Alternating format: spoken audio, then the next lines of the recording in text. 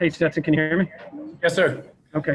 Just want to get your thoughts on kind of coming into the game when you did, having this opportunity, and how you thought you did, running the offense.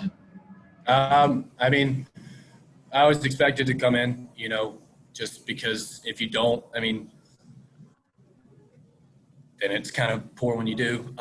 But always expect to. First half, was pretty poor.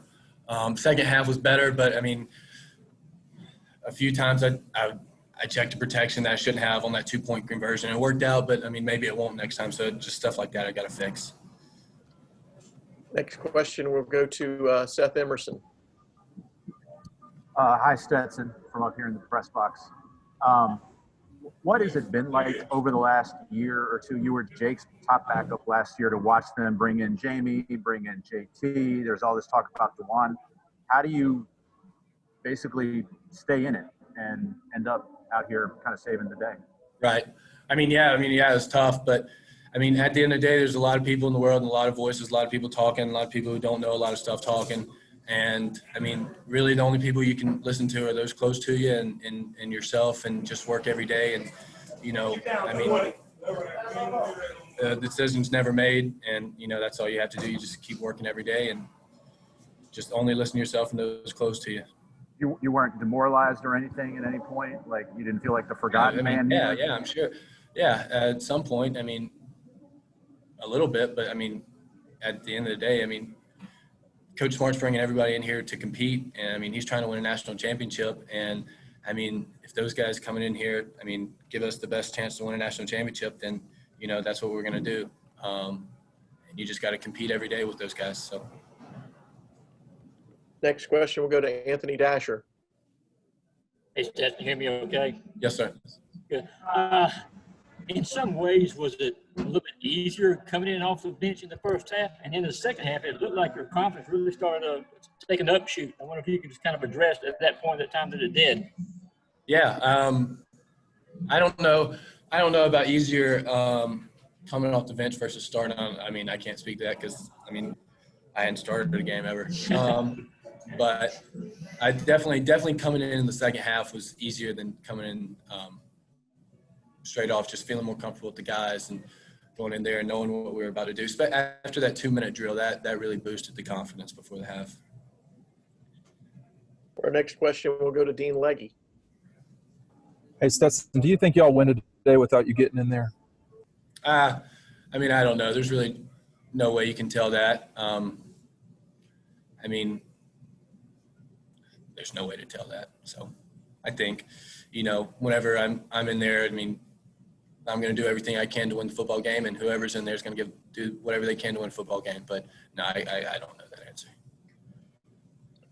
We'll next go to Augusta Stone with the red and black. Hey, Stetson, how are you doing? Can you hear me all right? Yes.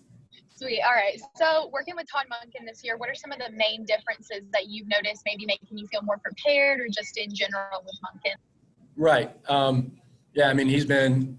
He's been several years in the league, and he's one of the smartest coaches I've ever been with. And he's a stickler about details, which can be, aggravating at times when you just want to throw a football. But it's the only way you can play quarterback in this league is to be detailed and know what you're doing every time, and knowing what everybody else is doing. So I've loved having him. He's been awesome. Thank you. For our next question, we'll go to Mike Griffith with Dog Nation.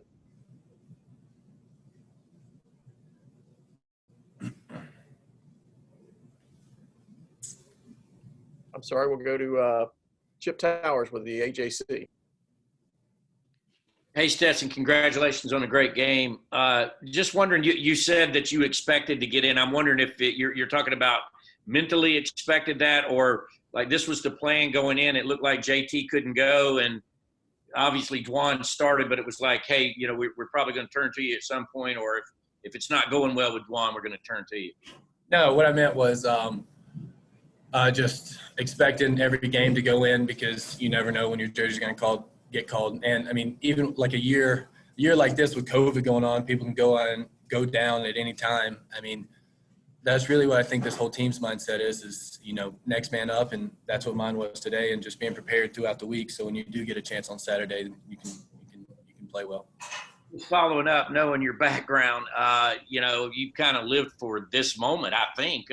You came off the bench and rallied Georgia to a win. I mean, what's that feel like? Oh, nice. Yeah. Felt better not doing that. Thank you. Next question will go to Connor Riley with Dog Nation. Hey, Stetson, when you were out playing JUCO ball and you left Georgia, I believe after or before the 2018 season, did you ever think you'd get back to this point where you're leading Georgia to a victory in an SEC game? Well, when I left, no, I didn't think I'd ever be back. But when I came back, yeah, I thought I'd be here. Two different things. And then as a sort of follow-up to that, what was this past month of preseason practice like for you in terms of trying to get reps and trying to find a rhythm? I mean, the only way you can do it is every rep you get, and you practice the best of your ability. And, you know, every time you're out of the field, you take it as an honor thing, and just practice your best and play your best football for the University of Georgia.